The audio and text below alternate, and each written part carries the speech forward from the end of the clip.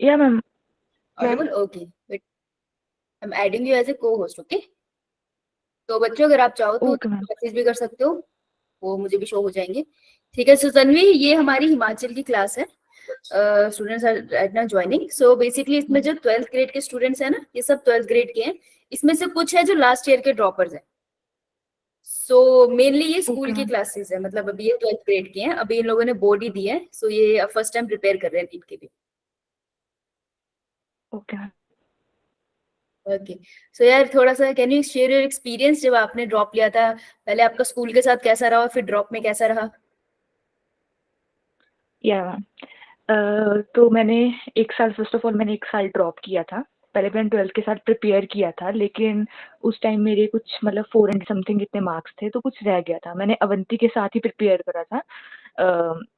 Ma'am से भी I think मैंने कुछ मतलब कुछ क्लासेस में कनेक्ट हुई हूँ शायद मैं। और अदरवाइज कुछ और टीचर्स भी थे अवंती में। तो जब मैं 12th में थी तो काफी हेक्टिक तो होता था, जैसे मतलब 12th का हम पूरा क्लास लगा के स्कूल का पूरा कवर करके मैं जनरली 4 to 4 4:30 ऐसे घर पे पहुंचती थी। और फिर मेरी क्लासेस होती 7 अराउंड 6 to 8 PM 9 PM इतने तक चलती थी। तो काफी हेक्टिक होता था उस टाइम पे, क्योंकि स्कूल का भी कवर करना होता था और प्लस जो कोचिंग में चल रहा है वो भी। तो उस टाइम पे इतना आइडिया नहीं था, क्योंकि कोई गाइड करने वाला नहीं था कि हमें प्रायोरिटाइज कैसे करना है चीजों को। कि हम क्या करते थे कि जैसे स्कूल में भी जो मैं पढ़ती थी वापस कोचिंग में भी उसको पढ़ लेती, चाहे मेरा टॉपिक वो स्ट्रांग हुआ था, हो जाता था, क्योंकि मुझे इतना आइडिया नहीं था भी कि कैसे पढ़ना है नीट के लिए, किस लेवल का पढ़ना है, कौन सी बुक रखनी है अपने लिए। क्योंकि बहुत सारे बोलते थे ना कि अच्छा ये भी पढ़ लो ये भी पढ़ लो, लेकिन हम इतना पता नहीं था कि एनसीईआरटी पे स्टिक होकर रहना है, उसको उस पे फोकस करना है। तो उस टाइम पे ये सारी मिस्टेक्स हुई थी जो मेरे को अब जब मैं ड्रॉप के टाइम पे मेरे को रियलाइज हुआ कि मैंने कितनी ज़्यादा मिस्टेक्स करी थी उस टाइम पे। तो इन सब मिस्टेक्स की वजह से मेरा उस टाइम रह गया था। फिर मैंने सोचा कि एक एक बार तो चांस देना ही चाहिए, कि ऐसा नहीं हो कि मुझे लगता है कि मैंने चांस नहीं दिया अपने आप को। तो फिर मैंने सोचा कि 1 साल ड्रॉप कर लेते हैं, लेट्स सी देखते हैं होता क्या है। तो एक बार मेहनत करके देख लेते हैं, अपना बेस्ट देते हैं। जब भी तुम, मैं तो ये बोलती हूँ कि जब भी तुम किस चीज के लिए प्रिपेयर करो ना, चाहे तुम उस टाइम तुम कुछ मजे कर रहे हो चाहे तुम पढ़ रहे हो, उस टाइम पे वही करो। और उसको उतना बेस्ट करो ना कि जैसे मतलब तुम्हें ये रिग्रेट ना हो बाद में कि तुमने ट्राई नहीं किया था, कि ये हो गया। तो फिर मैंने बोला चलो एक चांस लेते हैं, तो एक ड्रॉप कर लेते हैं। फिर मैंने ड्रॉप लिया। उस टाइम भी बड़ी मुश्किल से मेरे दिमाग में बहुत कुछ चल रहा था, क्योंकि साइमल्टेनियसली जो भी मेरे स्कूल मेट थे, क्लासमेट थे, और इवन मेरी जो भी मेरी बहन थी, उनका हो गया था साथ में क्लियर। तो वो भी दिमाग में चल रहा था कि यार इनका हो गया तो मेरा क्यों नहीं हुआ, कि मैंने क्या ऐसा, मेरे में कैसा ऐसा है कि मतलब मेरा क्यों नहीं हुआ।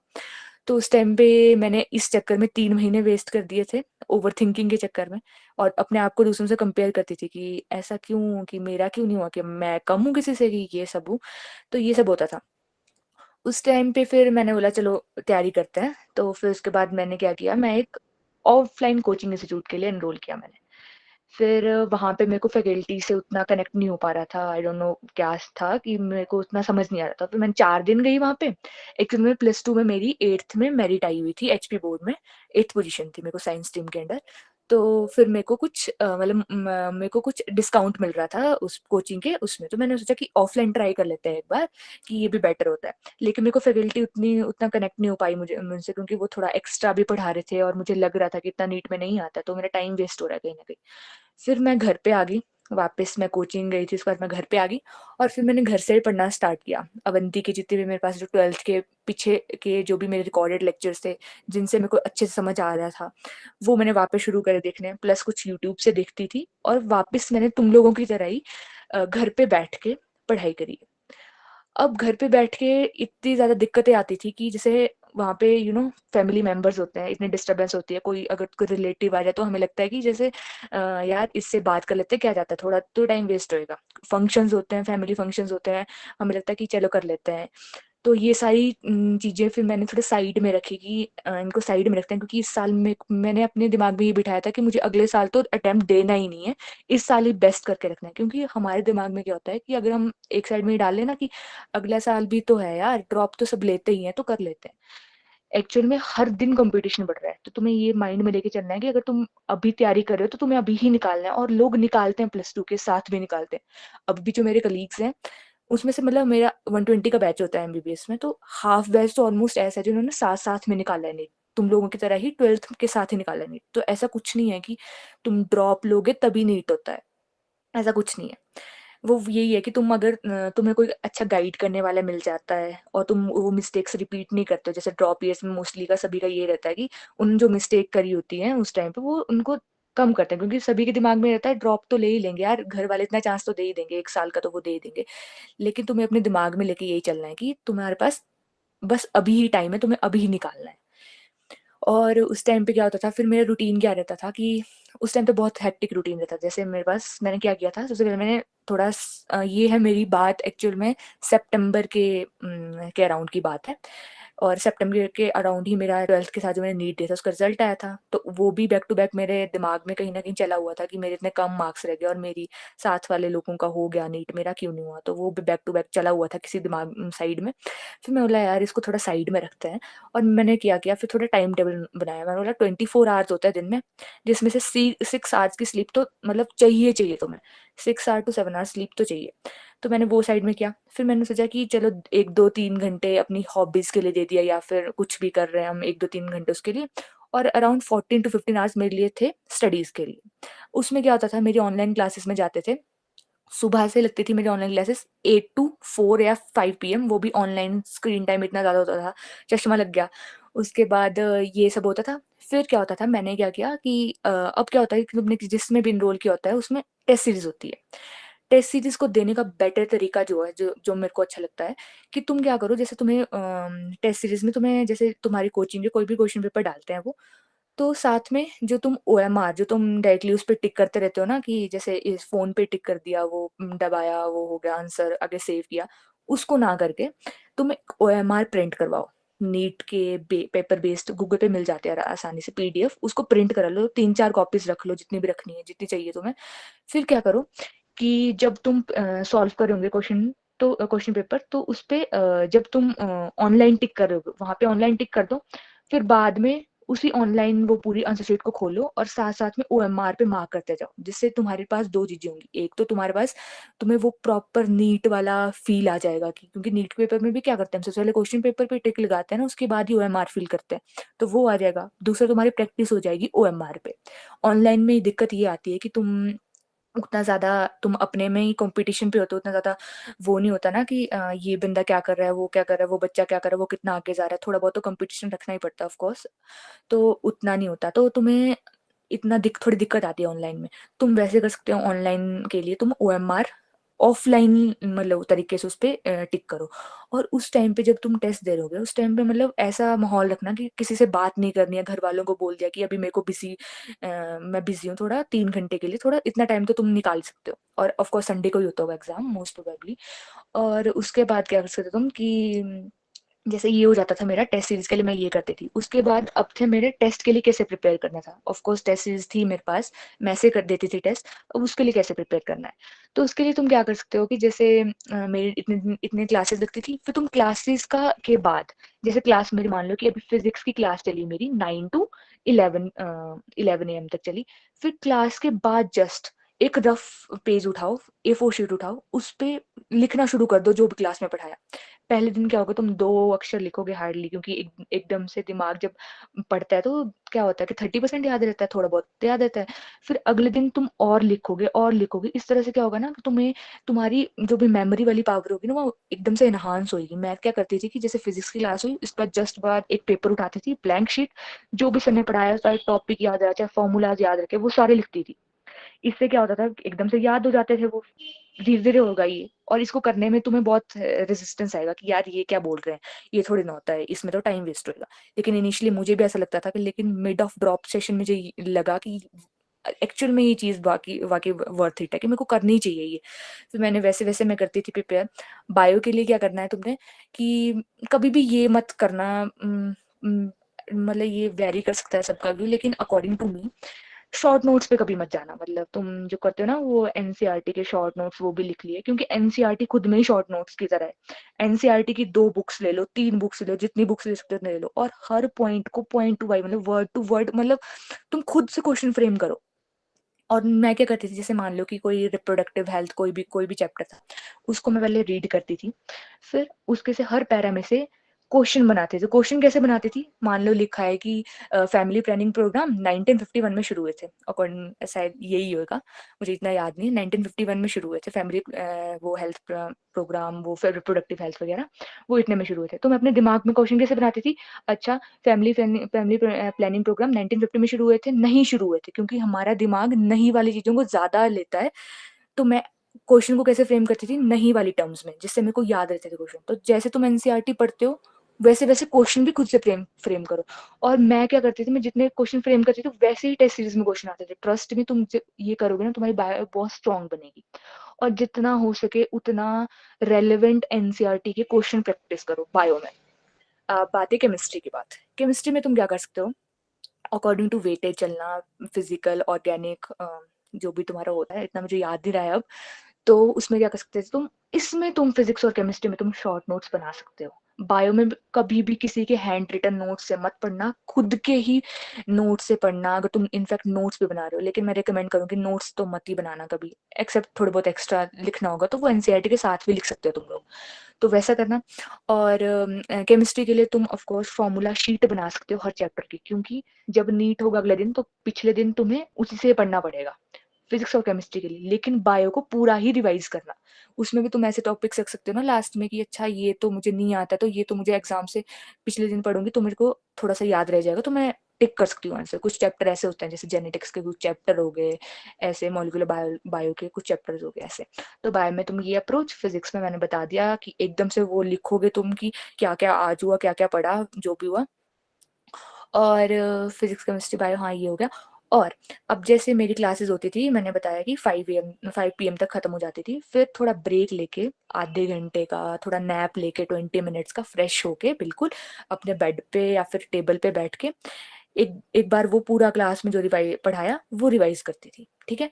फिर ये स्लॉट मेरा खत्म, उसके बाद आता था मेरा revision slot for the test series, और जो भी मेरे टेस्ट आगे प्लान होते थे। तो जैसे मैं क्या करती थी कि पहले जो टेस्ट थे उनका पूरा सिलेबस जितना लेंदी हो गया मैं लिख सकती हूँ, उतना लेंदी होकर एक अपनी दीवार पे चिपका लेती थी। जैसे अभी मैंने चिपकाया भी हुआ है, आपको दिख सकता है यहाँ पे। एक्चुअल में है तो बहुत छोटा वो चैप्टर, लेकिन मैं इसके टॉपिक्स इतने ज्यादा बना देती थी ना कि मुझे बहुत मजा आता था कि जैसे मैं टॉपिक कोई पढ़ लेती तो मेरे को कट करने में बहुत मजा आता था कि मैंने इतना कर लिया, वो मजा आ गया, इतना कट कर लिया मैंने। तो तुम ऐसे करना कि जैसे मान लो कि तुम्हारा रिप्रोडक्टिव हेल्थ का कोई चैप्टर है, उसका टेस्ट आने वाला है अगले संडे को, तो उसके जितने तुम शॉर्ट शॉर्ट वे में जैसे मान लो कि थोड़ा टॉपिक है, इसमें डेट्स तुम्हें याद रखनी है, अगले में तुम्हें वो सारे जो भी तुम्हारे मेथड्स हैं, कैसे वो सहेली वगैरह जो भी है, पिल्स वगैरह, कॉन्ट्रासेप्टिव मेथड, वो सारे लिखोगे।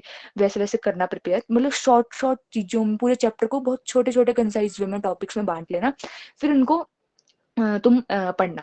तो फिर मैं क्या करती थी, जब मेरा रिवीजन स्लॉट होता था मेरा 10 टू अराउंड 1 to 2 PM, इसमें 3 घंटों में मैं रिवीजन प्लान करती थी। और रिवीजन भी कैसे, कि मान लो कि मैंने कुछ टाइम के लिए मैंने जो भी मेरा वीक होता था, जैसे मैंने फिजिक्स पहले 3 दिन कर लिया, अगले 3 दिन मैंने बायो कर ली, फिर मैंने केमिस्ट्री कर ली, ऐसे ऐसे पढ़ लेती थी। फिर जिस दिन टेस्ट होता था उस दिन तो मैं पूरा रिवाइज नहीं कर पाती, तो वही उस टाइम पे क्या काम आएगा, शॉर्ट नोट्स। अब रही बात शॉर्ट नोट्स बनाओगे कब, एक तो तुमने क्लास में पढ़ लिया है, दूसरा तो जब तुम रिवाइज कर रहे होगे ना तब शॉर्ट नोट्स बनाना। प्लस कुछ बच्चे ऐसा भी करते हैं कि क्लास के साथ साथ भी नोट्स बना लेते हैं A4 शीट पे, पर तुम बनाना वैसे कि अब वो तुम्हारे फाइनल है, और उनको वो थोड़ा ढंग से बनाना है, क्योंकि हमारा दिमाग क्या है ना, जब हम वापस चीजों को खोलते हैं तो अगर कचरा वचरा लिखा होगा ना बहुत अजीब से, तो समझ नहीं आता ना, पढ़ने का मन करता है। थोड़ा सुंदर सुंदर नोट्स भी बनाना, ऐसा भी नहीं कि बहुत ही सुंदर लग जाना बनाने की, अच्छा आप हाईलाइट करना है 20 कलर से करना है, 20 कलर से करना है, इतना भी टाइम वेस्ट नहीं करना है नोट्स में। तो ऐसे ऐसे करके तुम वैसे कर सकते हो। और प्लस अब एक इम्पॉर्टेंट थिंग जो मैं करती हूँ, जैसे मेरा 1 बजे का खत्म हुआ, अब अगला दिन शुरू होना है, तो 1 बजे मैं क्या करती थी, अपनी एक टू डू लिस्ट बनाती थी, मतलब एक डायरी ली, उस पर टू डू लिस्ट बनाया, कल मुझे क्या क्या करना है, कल मुझे क्या करना है। एक तो मैं क्लासेस अटेंड करनी है, वो पॉइंट बना दिया, दूसरा रिवीजन करना है, दूसरा वो पॉइंट, तीसरा रिवीजन क्या क्या करना है मुझे, अगले टेस्ट सीरीज के लिए क्या प्रिपेयर करना है, उसको कट कर देती थी। वैसे ही अगले दिन का मैं रात को प्लान करती थी। ये था पूरा उससे स्टडीज से रिलेटेड। अब तुम्हें जो 2 बातें ध्यान रखनी है, जो मुझे लगता है कि जो मैंने बहुत बड़ी मिस्टेक की थी अपने ड्रॉप ईयर में भी प्लस 12th के साथ भी, एक कि ज़्यादा मोटिवेशन पे रिले करती थी एज कम्पेयर टू डिसिप्लिन, दूसरा अपने आप को दूसरे से कंपेयर करती थी, मैं बहुत ज़्यादा करती, इवन अभी तक भी करती हूँ, लेकिन अभी तक थोड़ा कम हो गया। तो जो फर्स्ट वाला है उसको कैसे ओवरकम करो, डिसिप्लिन। तो मैं तो ऐसा करती थी कि कई बार तो मैं ऐसा करती थी कि जैसे मतलब यूट्यूब पे सर्च करती थी शॉर्ट्स, नीट मोटिवेशन, ये वो मोटिवेशन, ये थोड़ा तो उस वो तो थोड़ा टाइम के लेते थे। लेकिन जब तक तुम अपने आप को डिसिप्लिन नहीं रखोगे ना कि यार अभी तक मुझे ये करना है, अब मुझे ये करना है तो करना है, सुबह उठना है तो उठना ही है, क्योंकि तुम्हारे पास अभी ही टाइम है ना। आई थिंक अभी तो 1 महीना बचा होगा, उसके बाद नीट है शायद। तो तुम्हें करना ही करना है, तो अपने आप को डिसिप्लिन रखो इंस्टेड ऑफ मतलब अपने आप को रिले करवाना ऑन द मोटिवेशन, ठीक है। दूसरा, अब जो कंसिस्टेंसी मेंटेन करना। अगर तुम एक भी दिन मिस करो ना, तुम्हें पता नहीं तुम कितना ज्यादा भार अगले दिन पे डाल रहे हो। कंसिस्टेंट रहो, चाहे तुम थोड़ा ही पढ़ो ना, पर पढ़ो, उस दिन में पढ़ो। और चीजों को प्रायोरिटाइज करना सीखो। फॉर एग्जाम्पल, तुम्हें एक दिन में तुम्हें क्या करना है, अपना एक चैप्टर खत्म करना है, सेक्सुअल रिप्रोडक्शन फ्लावरिंग प्लांट्स, ये चैप्टर खत्म करना है। दूसरा तुम्हें कंप्लीट करना है, तुम्हें बैडमिंटन भी खेलना है जाके। तीसरा, तुम्हें कोई मूवी देखनी है। ऑफकोर्स इतना भी तो नहीं होता ना कि तुम पढ़ते रहोगे, इतना भी नहीं करना होता है ना, इससे कोई वर्थ इट नहीं होता ये चीज। तो तो तुम क्या कर सकते हो इसमें कि जैसे इसमें तुम क्या कर सकते हो कि अपने आप को कंसिस्टेंट रखने के लिए दिन में जैसे प्रायोरिटाइज करना थी। सबसे पहले तुम क्या करोगे कि मेरे को सेक्सुअल रिप्रोडक्शन फ्लावरिंग प्लांट, तुम्हारे अकॉर्डिंग क्या होना चाहिए प्रायोरिटाइज पे, यही ना, तो कि तुम्हारे चैप्टर खत्म करना है ये वाला। तो सबसे पहले तुम रखोगे कि तुम्हें, अगर तुम जब तक तुमने सेक्सुअल रिप्रोडक्शन फ्लावरिंग प्लांट नहीं कंप्लीट किया, तब तक तुम अपनी हॉबीज कंप्लीट करने नहीं जाओगे, चाहे कुछ भी हो जाए, ठीक है। उसके बाद तुम नेक्स्ट तुम जैसे हॉबी से फॉर एग्जांपल कि तुम बैडमिंटन खेलने जाओगे, उसके बाद ही जब तुम्हारा ये कंप्लीट होएगा पढ़ के। तो चीजों को प्रायोरिटाइज करना सीखो कि अभी तुम्हारी स्टडीज इंपॉर्टेंट है तो वो इंपॉर्टेंट है। कोई क्रिकेट मैच अभी देखना इंपॉर्टेंट नहीं है ना, कि जैसे आईपीएल अभी लगा हुआ है तो तुम, क्योंकि उस पर तुम 3-4 घंटा वेस्ट कर दोगे ना, तो वो वर्थ इट तो नहीं है ना। क्योंकि अभी तुमने जिस चीज के लिए टाइम इन्वेस्ट कर रखा है, वो तुमने किस चीज के लिए रखा है, वो तुम्हारे दिमाग में चलना चाहिए 24 घंटे।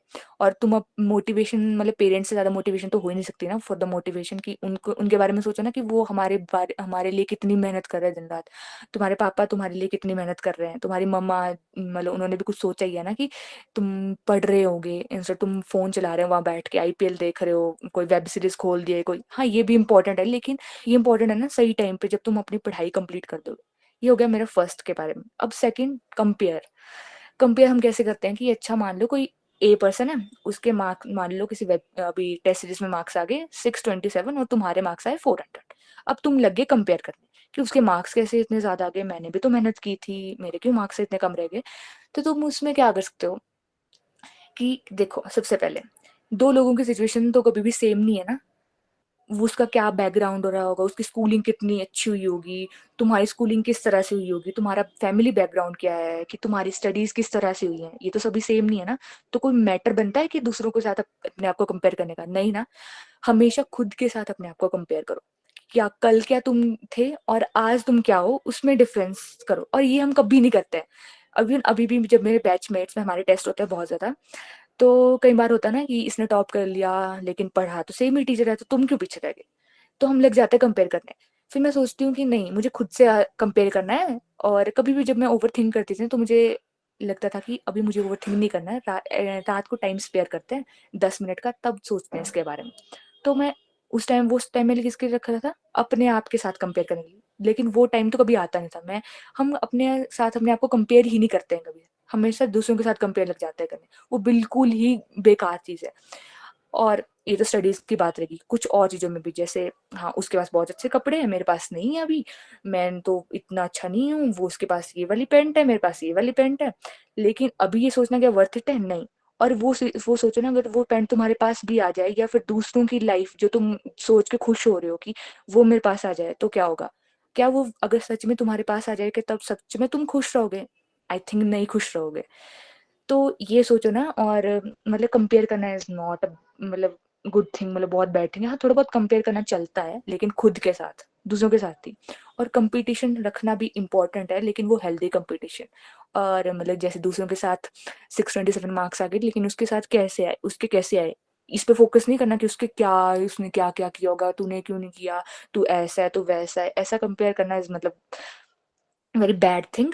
तो तुम कैसे कर सकते हो कि अपनी मिस्टेक्स देख के, कि तुम्हारी मिस्टेक्स कहाँ आ रही, क्योंकि जनरली जब भी मैं अपनी टेस्ट सीरीज में टॉप करती थी कई बार, मतलब कभी कभार हो जाता था ऐसा, तो मैं बस उसी में रहती थी कि हाँ मैंने टॉप कर लिया। अपनी मतलब जो भी मिस्टेक्स थी ना उसमें उसमें मैं कभी सोचती नहीं थी। तो ये इसकी वजह से भी आई थिंक थोड़ा बहुत मेरा इम्पैक्ट पड़ा है नीट के रिजल्ट में। तो उस जब भी तुम्हारे मार्क्स भी ज्यादा आ गए ना, उसके बारे में भी सोचो मत। मार्क्स कम जहाँ रह गए उसके बारे में ज्यादा फोकस करो, उसको लिखो। और एक और चीज जो मैं करती थी, जैसे वेब सीरीज चल रहा है दिमाग में, जैसे टेस्ट सीरीज जो होती थी, टेस्ट सीरीज में क्या करती थी, जब मैं जैसे मैंने मान लो कि मेरे कुछ क्वेश्चन फिजिक्स के गलत हो गए, मान लो 15 क्वेश्चन फिजिक्स मैंने नेगेटिव में दे दिए, बायो के कुछ दे दिए, केमिस्ट्री के दे दिए, एक नोटबुक लो, उसको बना दो मिस्टेक नोटबुक के नाम से। वहां पे क्वेश्चन लिखना शुरू कर दो कि ये तुम्हारा क्वेश्चन गलत हुआ था, उसको सॉल्यूशन लिख दो, केमिस्ट्री का सॉल्यूशन लिख दो, बायो का सॉल्यूशन लिख दो। अब जब तुम्हारा जब तुम्हारा टेस्ट होगा, उस टाइम उस पिछली रात को उस मिस्टेक नोटबुक को देखो कि क्या क्या मिस्टेक्स करी हैं, ये दोबारा नहीं रिपीट होनी चाहिए। वो देखो क्या तुम इम्प्रूव कर रहे हो खुद को, वो बेटर तरीका कंपेयर करने का। अगर तुम उस पे फोकस नहीं करके दूसरों पे कर रहे हो कि उसने कैसे कर लिया, तूने कुछ क्यों नहीं किया, तो तुम वहीं पे रह जाओगे जहां पे तुम थे, और तुम इम्प्रूव नहीं कर पाओगे। और एक और चीज जो मेरे साथ होती थी लास्ट थिंग, एनजाइटी। मुझे बहुत ज्यादा एनजाइटी एनजाइटी होती है, अभी भी एनजाइटी होती है, लेकिन अब थोड़ा कम होती है क्योंकि मैंने थोड़ा वर्क करना शुरू कर दिया उस पर। क्योंकि हम चीजों को क्या करते हैं कि जैसे हमें ये चीज है तो हम बहुत सिंपथी गेन करने की कोशिश करते हैं दूसरों से, हाँ मेरे को ये चीज है, वो बेचारी, ये सब वो सब। लेकिन हम सोचते हैं ये कम कब होगी, लेकिन एक्चुअली में हम उस पर वर्क ही नहीं करते हैं, तो वो कम कैसे होगी। तो इस चीज के लिए अगर किसी को भी मतलब वो होता होगा ना एनजाइटी वगैरह, तो मेडिटेशन, मतलब मैं जितना बोलती हूँ 5 मिनट की मेडिटेशन कर लो, वो भी बेटर है।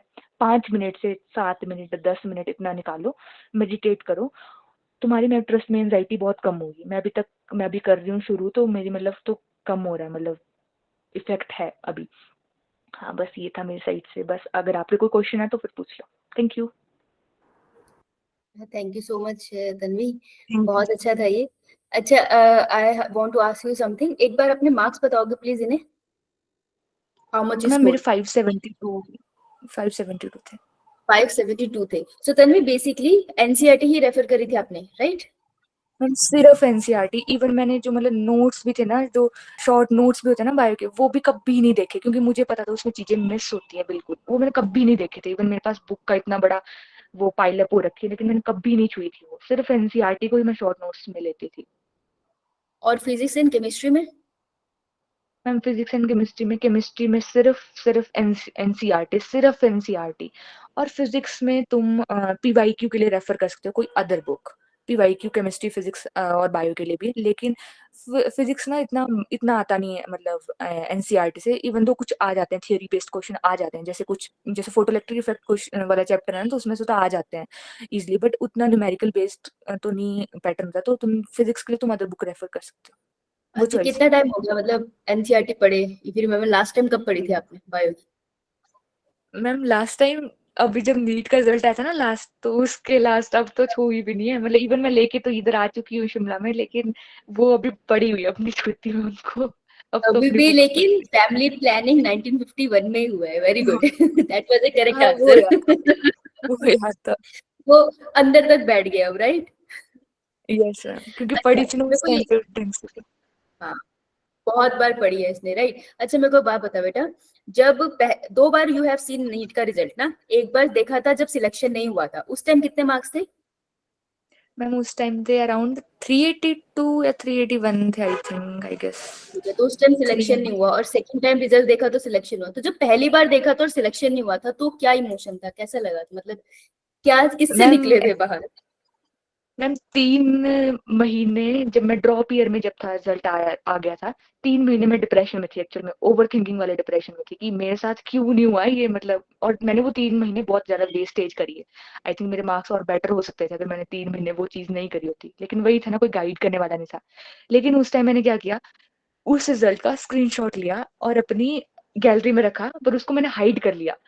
फिर मैंने सोच लिया था कि अब इसको मैं वापस तब खोलूंगी ना, जब मेरा रिजल्ट इस बार मैं प्रिपेयर करूंगी लास्ट टाइम। फिर मैंने क्या किया, जब मेरे मार्क्स अच्छे आ गए, मतलब इवन दो रिजल्ट मतलब मेरे को ठीक लग रहा, सेटिस्फाइंग था मैं, तो उस टाइम वो खोला, उसका फोटो ग्रेड किया, फिर मैंने वो देखा कि हाँ ये मैंने वाकई में थोड़ा मतलब ट्रांजिशन आया है, तो फिर वो था मेरा वो वाला मोमेंट। तो लेकिन पर वो वाला जो उस टाइम पे था ना कि वो रिजल्ट नहीं आया था, लेकिन वो जो मेरा फेज रहा था वो काफी बुरा रहा था मेरे लिए। लेकिन हाँ, वही तो गाइड करने वाला नहीं था कोई, तो वो 3 महीने वेस्ट किए थे उसमें मैंने। अच्छा, एक बात तो बहुत डिफिकल्ट था, पर ये बहुत अच्छा भी था कि उसका एंड इतना अच्छा हुआ ना कि now you can compare both the results. अच्छा, यस। एक क्वेश्चन है जो जनरली बहुत सारे बच्चों के मन में है, पर ये बोलेंगे नहीं, कि एक फियर रहता है कि हम एग्जाम का प्रिपेयर कर रहे हैं, पेरेंट्स सपोर्ट कर रहे हैं, पर एक फियर रहता है कि यार अगर रिजल्ट वैसा नहीं आया तो हम पेरेंट्स को कैसे फेस करेंगे। सो आपके पास तो दोनों एक्सपीरियंस है ना, एक बार आप फेल हुए थे, एक बार आपने सिक्योर कर लिया, तो आप पेरेंट्स को कैसे फेस करते हो आफ्टर रिजल्ट? आप बता सकते हो इनको कि किस तरीके से अपने पेरेंट्स से कनेक्ट करें? मैम जैसे फर्स्ट टाइम पे मैंने बहुत सी चीजें ऐसे करी थी जो मेरे को नहीं करनी चाहिए थी। जैसे इतना ज्यादा मैं पढ़ती नहीं थी, इतना ज्यादा नहीं करा था मैंने 12th के साथ। मुझे मेरे दिमाग में कहीं ना बैक ऑफ द माइंड ये ख्याल था कि ड्रॉप तो मिल ही जाएगा और पेरेंट्स हाँ भी कर देंगे, आई थिंक। तो वो बहुत बड़ी मिस्टेक थी। और जब मेरा नीट नहीं हुआ था तो ऑफकोर्स पेरेंट्स को तो बुरा लगा ही था, क्योंकि उनको लग रहा था कि मैं बहुत ज्यादा मेहनत कर रही हूँ और ये हो जाएगा। लेकिन वो खुद ही तुम्हें रियलाइज हो जाता है कहीं ना कहीं कि तुमने सच में मेहनत करी है या नहीं करी है। उस टाइम पे तो मुझे ये लग रहा था ना कि कैसे ना कैसे प्लीज मेरे को 382 मार्क्स भगवान कहीं मेरा 500 प्लस बना दे और मेरा नीट क्लियर हो जाए। लेकिन तुम्हें खुद ही वो रियलाइज हो जाता है कि तुमने सच में मेहनत की थी, कि तुम एबल हो कि तुम्हारा रिजल्ट उतना अच्छा आता कि नहीं। तुम्हें खुद ही रियलाइज हो जाएगा। और पेरेंट्स को ऐसा नहीं होता, अगर तुमने सच में मेहनत करी है तो you can face your parents. और पेरेंट्स को भी ये पता होता है कि अगर मेरे बच्चे ने मेहनत की है तो मेरे को फर्क नहीं पड़ता एंड रिजल्ट से। क्योंकि मेरी मम्मा ने मुझे बोला था जब मैंने फर्स्ट टाइम पे तो नहीं बोला था कुछ नहीं ऐसा, क्योंकि मुझे खुद रियलाइज हो गया था कि हाँ मैंने कुछ गलतियां करी हैं और मुझे वो दोहरानी है और दोहरानी नहीं है। इसलिए मेरे को नेक्स्ट टाइम अपने आप को चांस देना है। जब सेकंड टाइम हुआ तो जब मैं नीट की अगले दिन जा रही थी, मुझे याद है, और पिछले नाइट जब मैं पढ़ रही थी, मैं बीमार भी हो गई थी इवन, क्योंकि बायो को मैं पढ़ पढ़ के रिवाइज करती थी और मेरा गला खराब हो गया था। इतना गला खराब हो गया, लेकिन मैं बोल नहीं पा रही थी। और मैं टीचर्स को फोन करके जा रही थी कि सर मेरे को बायो रिवाइज करनी है और मेरा गला खराब हो गया और ये हो क्या रहा है। मतलब मैं बहुत, मतलब उस टाइम बहुत फीवर टाइप हो गया था, अगले दिन नीट देना था। और तो लेकिन मेरी मम्मा ने बोला कि मुझे पता है कि तूने कैसे दिन रात मेहनत करी है, अगर एंड रिजल्ट मुझे मैटर नहीं करता, तेरा होगा नहीं होगा, लेकिन तूने मेहनत करी है इतना पता है।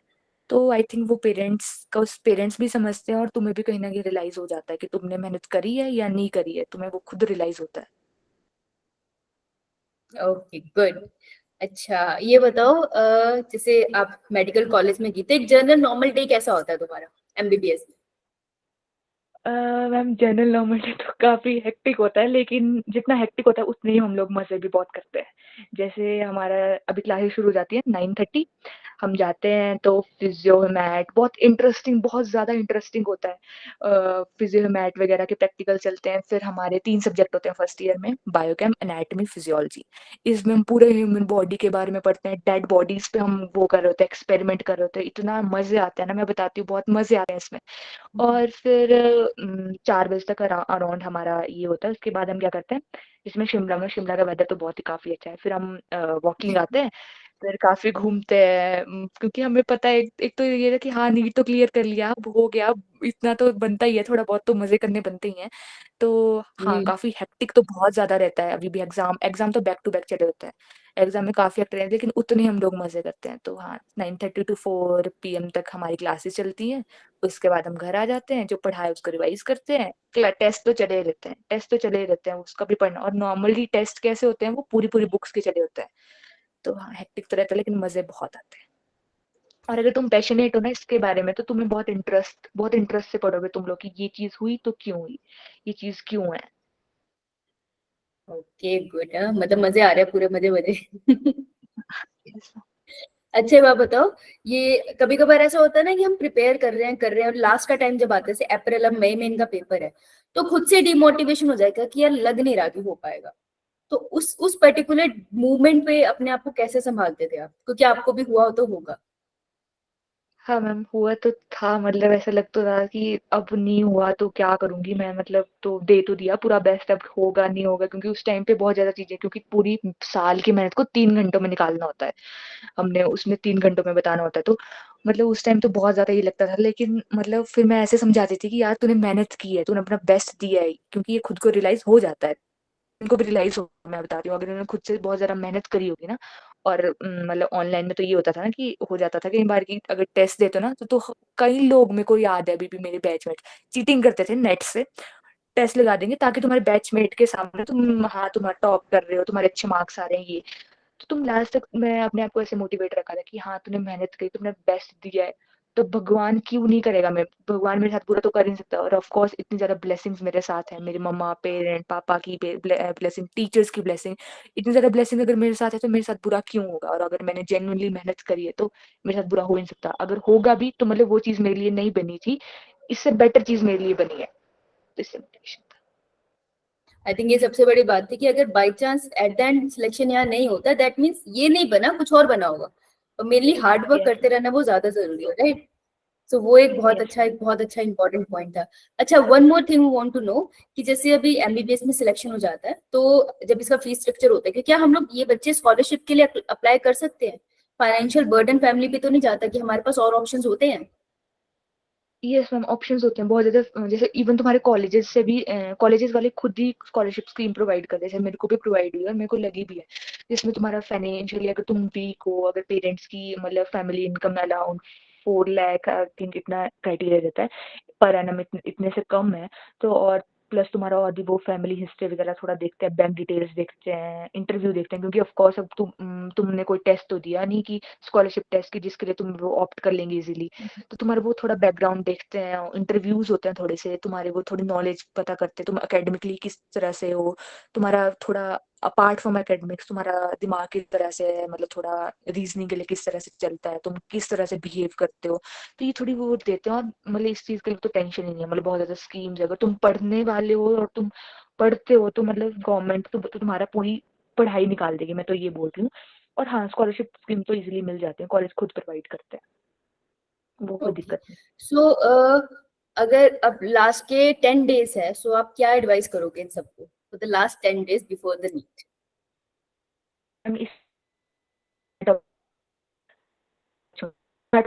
आवाज आ रही है सबको? नो मैम, ब्रेक हो रही है मैम। क्योंकि आपकी आवाज, मैम आपकी आवाज ब्रेक। अब ठीक है। हाँ अब हाँ अब ठीक है। हाँ कि लास्ट के 10 डेज में टॉपिक तो नया कोई छूना ही मत, फिजिक्स और केमिस्ट्री में, बायो में तुम छू सकते हो क्योंकि बायो में क्या है, तुम याद हो जाता है ना तुम्हें, इवन तुम अगर 1 घंटा पहले भी एग्जाम के पढ़ के जाओगे कोई चीज नई चीज तो तुम्हें वो इजिली याद रह जाएगी, तो बायो के लिए तुम ये एक्सपेरिमेंट कर सकते हो। लेकिन फिजिक्स केमिस्ट्री में जो कर लिया, मान लो तुमने 5 चैप्टर छोड़ दिए, 10 छोड़ दिए, तो उनको तो छुओ ही मत, जो कर लिया है उसी को स्ट्रॉन्ग करो, प्लीज उसी को ही स्ट्रॉन्ग करो। अपार्ट अगर तुमने वो 10 चैप्टर में से बहुत हाई वेटेज है तो थोड़ा बहुत तो तुम देख सकते हो, लेकिन प्लीज लास्ट के 10 दिनों में उतना न्यू एक्सपेरिमेंट मत करना, सिर्फ जो पढ़ा है उसी को ही उतना ब्रशअप करना, उसी को ही ज्यादा से ज्यादा रिवाइज करना, ज्यादा से ज्यादा रिवाइज करना, फिजिक्स केमिस्ट्री के लिए, बायो के लिए तुम कर सकते हो, एक्सपेरिमेंट कर सकते हो। ठीक है, ओके, दैट वाज ग्रेट। सो बच्चों कोई डाउट है, कुछ क्वेश्चन है तो पूछ लो, दी है एनीवन कुछ भी पूछ एनीथिंग? लो, मतलब हाँ तुम्हारे प्रीति पास मैं बेटा, हाँ प्रीति पूछ बेटा लो। बोलो। जैसे कि अगर हम ऑनलाइन क्लासेस ना ले, मतलब खुद से यूट्यूब से प्रिपेयर करें, तो फिर हम अगर डिवाइस यूज के लिए कोई भी मतलब बुक प्रेफर करें तो वो मतलब इनफ होगी हमारे लिए नीट की प्रिपरेशन के लिए? इसमें एक दिक्कत ये आ जाती है ना कि जैसे तुम यूट्यूब से पढ़ रहे हो, तुम्हें टॉपिक समझ आ गया इजिली, ठीक समझ आ गया, लेकिन तुम डाउट्स किससे क्लियर करोगे, उसके लिए तो थोड़ा टीचर्स की हेल्प चाहिए। लेकिन ये हो जाता है, मतलब ऑनलाइन वैसे यूट्यूब से स्टडी करके पीवाईक्यूज लगा के हो जाता है, पर अपने डाउट्स को बिल्डअप मत होने देना, किसी ना किसी टीचर्स उसको मतलब करते जाना क्लियर। और मतलब अगर तुम ऑनलाइन पढ़ रहे हो तो थोड़ा ऑनलाइन थोड़ा तन्वी बेटा आवाज नहीं आ रही। फैमिली फंक्शंस हो रहे हो उसमें नहीं आ रहे हो, तुम सोशली थोड़ा अपने आप को आइसोलेट कर रहे हो, तो वो हो जाता है। और हाँ हो जाता है इजीली, इतना ऐसा कुछ नहीं है कि तुम यूट्यूब से पढ़ के पीवाईक्यू लगा के तुम नहीं क्लियर कर सकते, बस वही चाहिए डेडिकेशन और कंसिस्टेंसी, हो जाएगा। प्रीति, जैसे किसी को नॉन भी है, जैसे कोई है, कोई सीनियर है, बायो फिजिक्स केमिस्ट्री का एमएससी कर रहा है, तो आप भैया वगैरह, भैया दीदी कोई है आपके, तो आप डाउट उनसे भी ले सकते हो और फिर यूट्यूब से पढ़ सकते हो, है ना? राइट? Yes ma'am. ठीक है, और किसी का डाउट बेटा? कुछ भी, कोई डाउट है किसी को? और अगर जैसे कि आपका नीट क्लियर हुआ था तो उसके बाद जो इंटरव्यू होता है, तो उसमें आपका जो +1 +2 का सिलेबस है उसमें से इंटरव्यू होता है कि कुछ अलग से पूछते हैं वो? नहीं, उससे ही होते हैं मोस्टली क्वेश्चन, क्योंकि अभी तो क्या होता है ना कि जैसे हम कॉलेज में एंटर करते हैं तो अभी तो हमारी क्लासेस उतनी शुरू तो हुई नहीं हुई थी, उनको इतना लग जाता है पता कि इस सिलेबस से पूछना है। तो वही तुम जो तुम्हारा नीट का चला होता है ना, उसी से वो क्वेश्चन पूछते हैं। अगर स्कॉलरशिप के लिए तुमने ऑप्ट किया है ना, तो उसमें ये मैं जनरलाइज नहीं बोलती कि सब इंटरव्यू लेते हैं, हर स्कॉलरशिप टीम का अलग अलग क्राइटेरिया होता है, लेकिन मेरा जैसे इंटरव्यू होता है तो मोस्टली बहुत ईजी से क्वेश्चन होते हैं, क्योंकि ऑफकोर्स तुमने नीट क्लियर कर लिया है तो तुम्हें तो आता ही है ना उतना, तो वो इजिली हो जाता है, उसकी तो टेंशन नहीं है। तन्वी आई थिंक ये काउंसलिंग का पूछ रहा है। कॉलेज में एडमिशन की काउंसलिंग में तो कुछ नहीं पूछते, वो तो आपके पास टेस्ट वगैरह हुए थे ना। नहीं हाँ हाँ बेटा, जो नहीं, उसमें तो कॉलेज में एडमिशन के टाइम पे जो काउंसलिंग होती है ना, उसमें कोई क्वेश्चन नहीं पूछते, आपका मेडिकल चेकअप होता है बस। वो कह रही है कि जब स्कॉलरशिप के लिए जाते हो ना, तब आपसे क्वेश्चन पूछते हो, तो उसके बाद तेरा कोई इंटरव्यू नहीं है, एक बार नीट ही क्रैक करना है।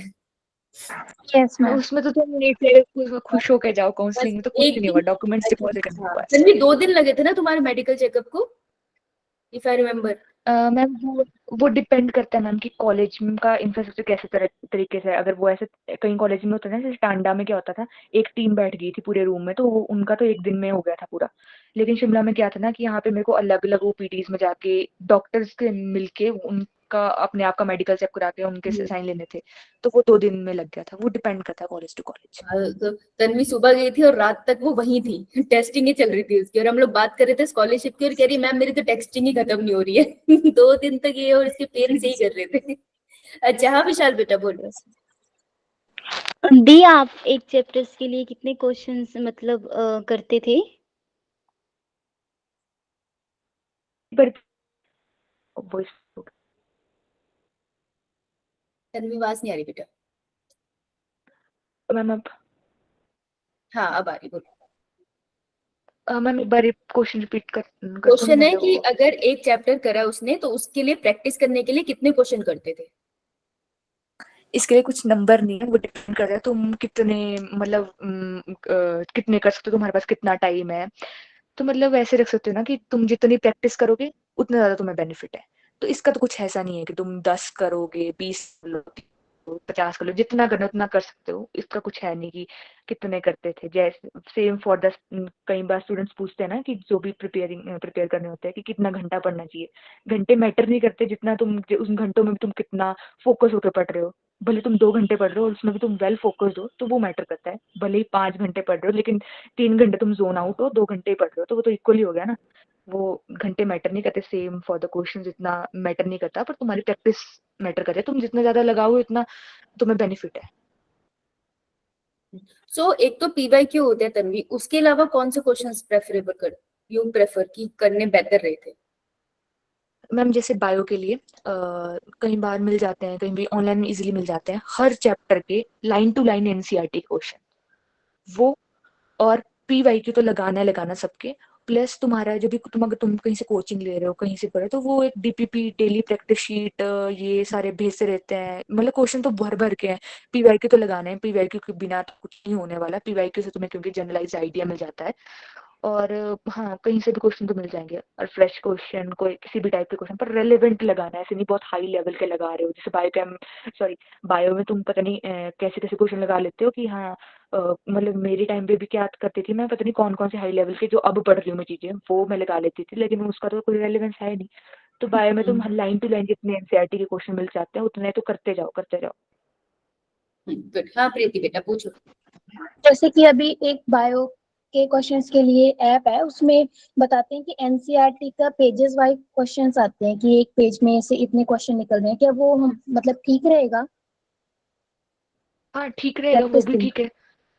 हाँ पर तुम्हें खुद भी थोड़ा रियलाइज मतलब वो देखना पड़ेगा ना, एनालाइज करना पड़ेगा क्या वो मतलब ठीक है, वो डाटा ठीक है। कई बार क्वेश्चन के आंसर भी बहुत कॉन्ट्राडिक्टिंग होते हैं एनसीईआरटी के। ठीक ठीक है, वही मैं बोल रही थी ना कि अगर तुम जैसे एनसीईआरटी पढ़ रहे हो तो खुद से क्वेश्चन फ्रेम करो कि जैसे इतनी वो डेट है तो हाँ कि ये क्यों नहीं है, ये क्यों नहीं। अब नहीं वाले टर्म्स में क्वेश्चन फ्रेम करो जिससे तुम्हें रिजल्ट याद रहता है, और वो एक्चुअल में वो खुद ही क्वेश्चन फ्रेम हो जाते हैं। तुम हाँ वैसे भी कर सकते हो लाइन टू लाइन एनसीईआरटी के क्वेश्चन।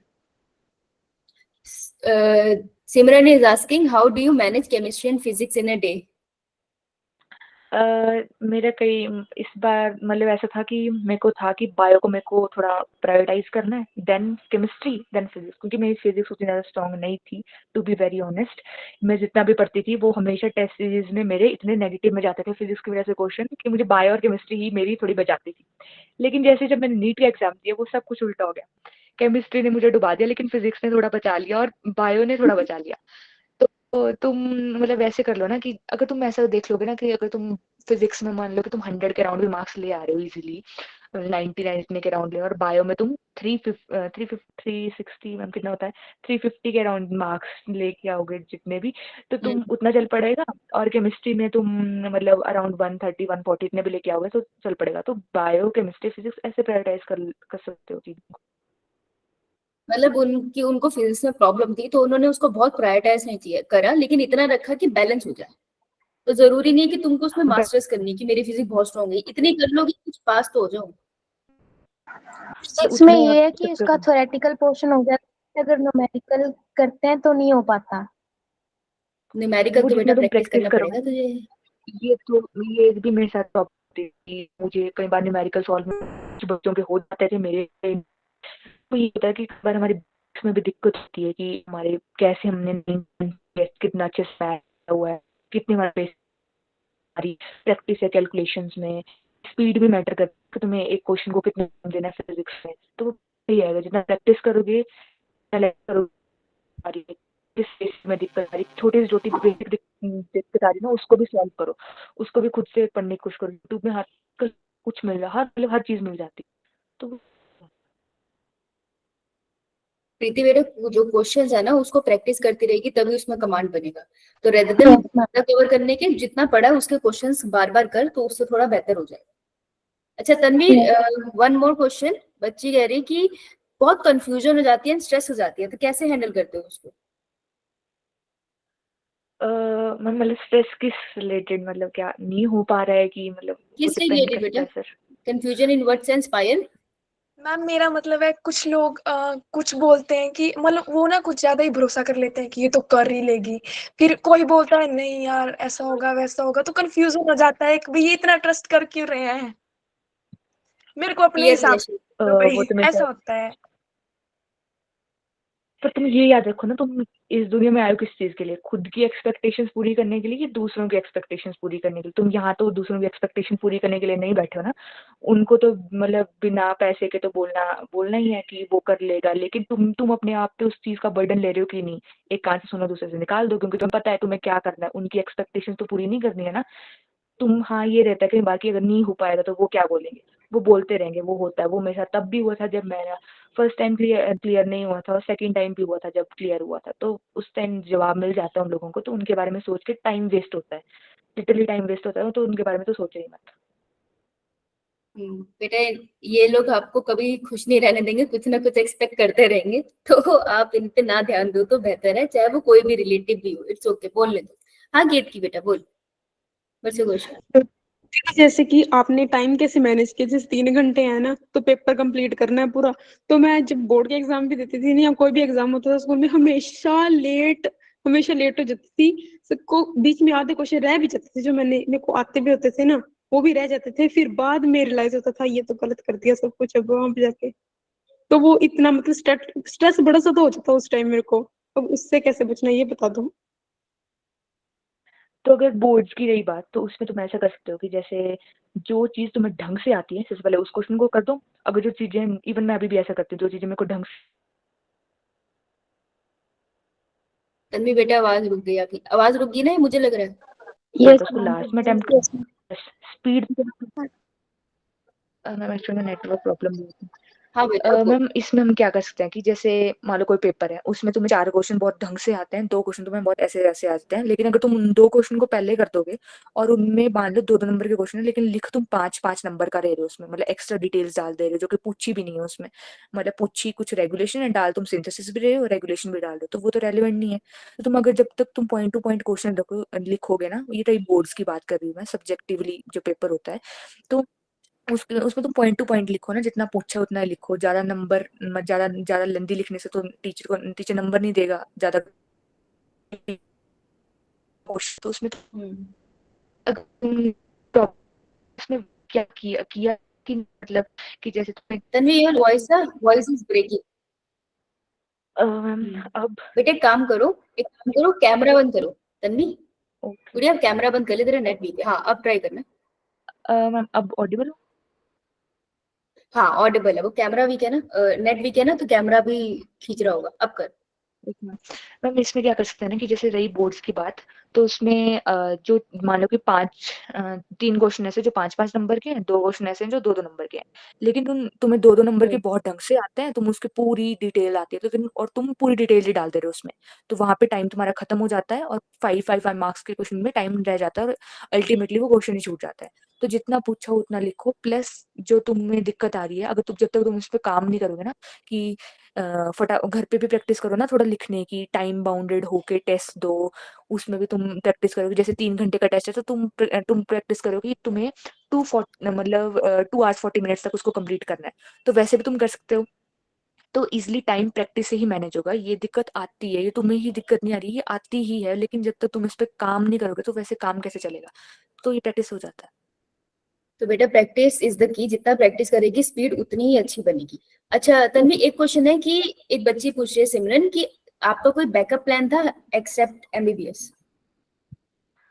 मैम बैकअप प्लान तो ऐसा नहीं था, बस यही था कि अगर ये नहीं होगा तो मुझे आगे अटेम्प्ट नहीं देना है, क्योंकि मैंने एक दिमाग में बिठाया था कि मुझे इस साल ही करना है तो करना है। अगर नहीं हुआ तो मतलब या तो कॉलेज, और मतलब ये वही बीएससी नर्सिंग एंड ऑल ये वाला कॉलेज, फिर उसमें भी मैं कोई टेस्ट दूंगी। और उसके बाद मैंने सोच रखा था कि जैसे ग्रेजुएशन करके मैं एक बार मतलब यूपीएससी वगैरह इसके लिए प्रिपेयर करूंगी, अगर नहीं होता है तो।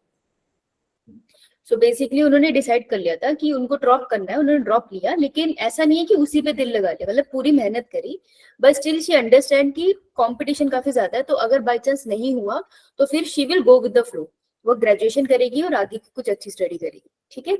अच्छा एक और है मोहिनी का कि अगर फुल सिलेबस, जैसे वो फुल सिलेबस टेस्ट दे रही है ना, तो उसके ना मार्क्स ड्रॉप हो रहे हैं। जब तो चैप्टर वाइज दे रही थी तो सही चल रहा था, लेकिन फुल सिलेबस में उसके मार्क्स ड्रॉप हो रहे हैं, तो कैसे इंप्रूव करें? ये भी मेरे साथ हुआ था। चैप्टर वाइज तो बहुत 600 प्लस प्लस मार्क्स आते थे, लेकिन जैसे एफटी शुरू हो गए, फुल सिलेबस टेस्ट शुरू हो गए, तो मेरे आगे 300 पे मार्क्स। फिर आगे दिक्कत की ऐसा कैसे हो रहा है, अब तो अब नीट भी पास आ रहा है और फुल सिलेबस टेस्ट में भी अच्छे मार्क्स नहीं आ रहे, तो अब करूँ तो करूँ क्या। तो उस टाइम क्या होता है कि एकदम से तुम्हें क्या होता है कि जब तुम चैप्टर वाइज दे रहे होते हैं ना, तो बहुत कंसाइज सा थोड़ा पैटर्न रहता है और तुम्हें रिवीजन का टाइम बहुत ज्यादा मिलता है। तो मैंने फिर वहां से एनालाइज किया कि जितना मैं रिवीजन करती थी, आई थिंक जब छोटा था मेरे पास सिलेबस, तो मैं ज्यादा रिवीजन कर लेती थी तो ज्यादा मार्क्स आते थे।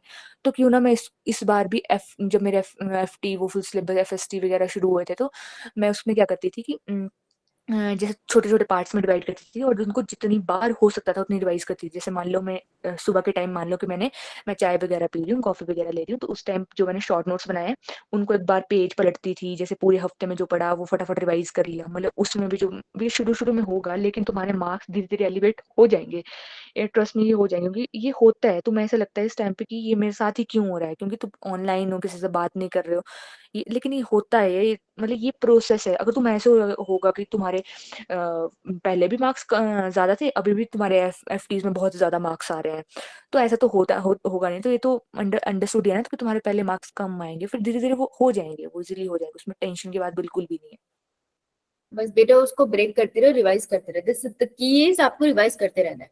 अच्छा एक तन्वी एक एक लास्ट क्वेश्चन ले रहे हैं कि एक बच्ची है पायल, उसका है कि जैसे इसको मतलब ये खुद को, पायल ये क्या लिखा है बेटा, बहुत डिफिकल्ट लिखा है। मैम बिजी रखती हूँ खुद को पढ़ने में तो ठीक है, लेकिन जैसे मेरा दिल करता है ना कि मैं फ्री रहना थोड़ी देर मैंने, तो मैं फ्री होती हूँ तो मेरी फिर हेड पेन होने लगता है, मतलब मेरी बॉडी जाती है मैं बिजी रहूँ।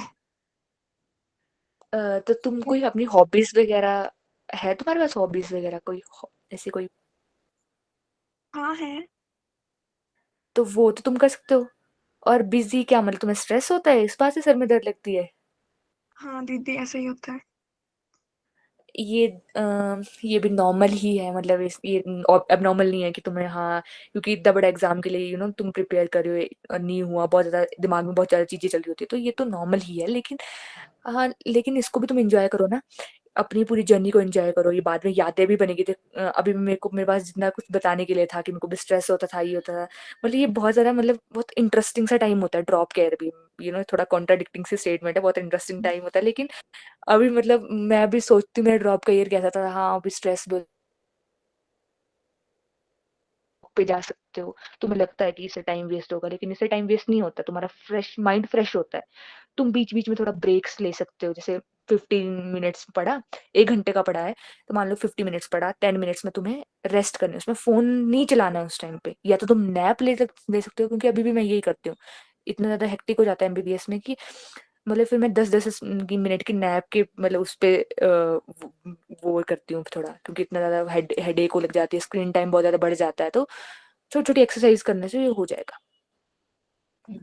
ठीक, चलो, thank you so much Tanvi, बहुत सारा टाइम ले लिया आपका मैंने। No thank ma'am, you it's बेटा, okay. Thank you so much. Anything else you want to tell them before you leave? जैसे कि आपने नीट मतलब कि प्लस टू के बाद आपने नीट दिया था, तो आपके टीचर्स जैसे कि आप पूछते होंगे कि आपने प्लस टू के बाद क्या प्लान किया था, तो फिर आपने बताया कि आप इसके लिए मतलब कॉम्पिटिटिव एग्जाम के लिए प्रिपेयर कर रहे हो। हाँ, कई बार बच्चे ये करते हैं कि अपना एम नहीं बताते, डिस्क्लोज नहीं करते, उनको लगता है कि ऐसा करने से मैं बताऊंगा नहीं तो वो बहुत ज्यादा एक्सपेक्टेशंस रखने लग जाएंगे। हाँ, इससे ये तन्वी गुड़िया, आवाज नहीं आ रही बेटा।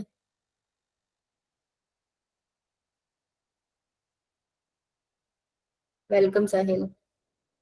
तन्वी एन बेटा आवाज नहीं आ एक्सपेक्टेशन। अब हाँ तन्वी, एक एक डाउट है, जैसे हमारे यस पास आवाज आ रही है मेरी आपको? Yes ma'am, yes ma'am.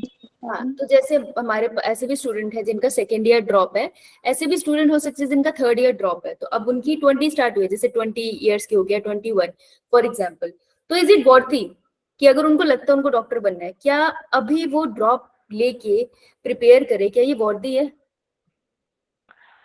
Ma'am, इतना आई थिंक मैम ये है कि तुम उस चीज के लिए कितना पैशनेट हो, कि तुम्हें वो करनी ही है कि नहीं करनी है।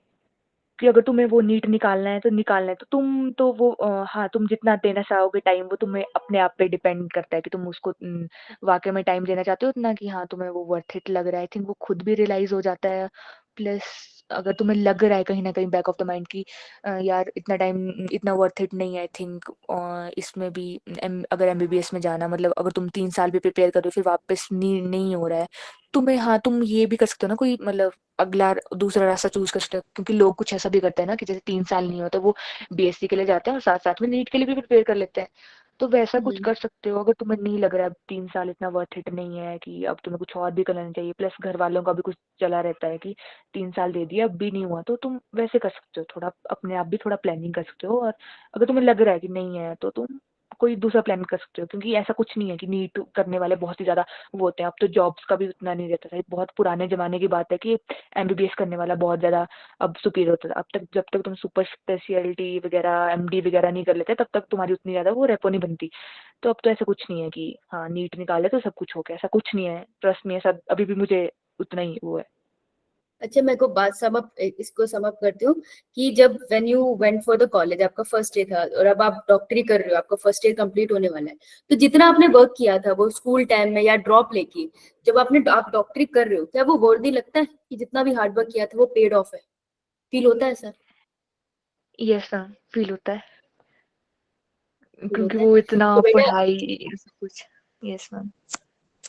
अगर आपको लगता है ना that you want to give it a try, then give it a try, ठीक है? कोई फर्क नहीं पड़ता कितनी एज है, अगर आपको लगता है, इसलिए नीट तो वैसे भी एजलेस है, आप कितनी भी एज में दे सकते हो, तो अगर आपको लगता है ना तो आप जाओ, पेपर दो, क्रैक करो एंड गो फॉर इट, क्योंकि जब डॉक्टर बन जाओगे तो कोई ये थोड़ी पूछा कितने साल के डॉक्टर हो। राइट? यस मैम, ये लिटरली अभी भी जब मेरा नीट निकला था तो किसी ने भी रिजल्ट के बाद ये किसी ने पूछा कि 1 साल ड्रॉप लिया था कि नहीं। सारे रिजल्ट पे ही फोकस करते हैं, कोई ऐसा नहीं पूछता कि हाँ तुमने साल कितने लगाए, कुछ नहीं पूछता कोई भी ये। या लाइफ में जब भी आप सक्सेसफुल होगे, कोई ये नहीं पूछेगा आपको वहां तक पहुंचने में कितने समय लगा, आप सक्सेसफुल होगे ना, बस वही मैटर करता है, राइट? ये मैम। ओके। अच्छा, नेक्स्ट क्वेश्चन। एक क्वेश्चन इसका ले जाते हैं कि बेटा जब तन्वी आपने नीट का पेपर देखा था, तो आपने पूरा पेपर पहले रीड किया था या कोई सेगमेंट से स्टार्ट किया था? मैम ये चीज़ हमें टेस्ट सीरीज देते देते पता लग जाती है अपनी एबिलिटी के अकॉर्डिंग कि तुम्हें कौन चीज़ कैसे तुम्हें करना है। जैसे मैंने क्या किया था, मैंने पहले बायो की, बायो पे भी सबसे पहले मैंने क्या किया, पहले क्वेश्चन पेपर पे टिक लगाए, फिर मैंने उसी सेक्शन की, जैसे ए सेक्शन बी सेक्शन ऐसे होता है ना, तो ए सेक्शन का मैंने पहले टिक किया, ए सेक्शन को OMR पे भरा, उसके बाद बी सेक्शन टिक किया, बी सेक्शन को OMR पे भरा, same for the chemistry, then फिर वो फिजिक्स। अब कई बार ये हो जाता है कि नीट में बायो बहुत इजी, केमिस्ट्री टफ थी इस बार, मतलब फिजिक्स थी, लेकिन टाइम में दिक्कत थी, लेकिन वो था कि जब तक जितना तुम प्रैक्टिस करोगे ना टेस्ट से तुम्हें रियलाइज हो जाता है कि तुम्हारी क्या चीज स्ट्रांग है। कुछ लोगों की केमिस्ट्री, तो वो केमिस्ट्री ज्यादा प्रेफर करते हैं, ये तुम्हें जैसे आ जाता है, प्लस जनरल लोगों की केमिस्ट्री फिजिक्स। ठीक है, ठीक है, चलो, thank you so much Tanvi, thank you so much for coming और बताने के लिए सबको। Thank you so so much, last thing Tanvi, इनके 10 डेज के बाद एग्जाम है, लास्ट जाने से पहले कुछ बोलना चाहोगे? मैम सबसे पहले ऑल द वेरी बेस्ट, तुम लोग कर लोगे। मतलब मैं लास्ट में ये बोलना चाहती हूँ, अगर मैंने कर लिया ना तो तुम लोग भी कर सकते हो, क्योंकि मुझे पता है मैं किस बैकग्राउंड था, मेरा पढ़ाई का बैकग्राउंड कैसा था मेरा, मतलब मैं किस लेवल की लड़की थी। मैंने कभी सोचा नहीं था कि मैं यहाँ पहुंची, मैंने कभी नहीं सोचा भी नहीं था जब मैं 8th क्लास में थी, क्योंकि मेरा उतना उतना बेसिक बिल्कुल स्ट्रांग नहीं थी, मेरी स्कूलिंग इतनी इतनी बढ़िया नहीं थी कि मैं सोचा था कि मैं नीट भी दूंगी। 12th तक भी ये क्लियर नहीं था कि ये नीट होता क्या है, कैसे करना है, बस लगी थी प्रिपेयर करने। पर मैं ये बोलूंगी, मैं तुम्हें समझा नहीं सकती कैसे, मतलब कैसे समझाऊं मैं, लेकिन अगर मैं कर सकती हूँ ना तो तुम तो कर ही सकते हो, मैं तो ये बोलूंगी। क्योंकि मैं समझा नहीं सकती कि मेरा बैकग्राउंड कैसा था, मतलब नॉट फाइनेंशियली ऐसा नहीं बोलती मैं, एकेडमिकली कैसा था, मैं कैसी थी पढ़ने में, उस बार वो कैसा ट्रांजिशन आया।